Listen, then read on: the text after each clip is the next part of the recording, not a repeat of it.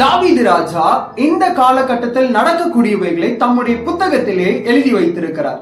எவ்வளவு ஆச்சரியம்! 22ஆம் சங்கீதம் கிறிஸ்து சிலுவையிலே மரிக்கிற காரியத்தை குறித்தும், 24ஆம் சங்கீதம் கிறிஸ்து மீண்டும் ராஜாதி ராஜாவாய் பூமிக்கு வருகிற காரியத்தை குறித்தும் எழுதியிருக்கிறார்.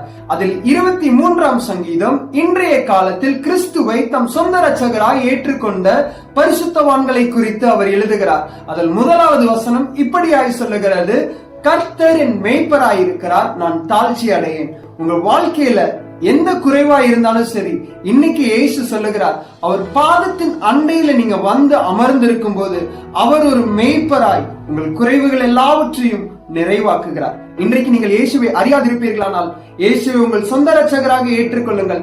இயேசு ஒரு மேய்ப்பராய் உங்க வாழ்க்கையில் இருக்கக்கூடிய குறைவுகளை நிறைவாக்குவார். கர்த்தர் தாமே இந்த வார்த்தையை உங்களுக்கு ஆசீர்வதிப்பாராக.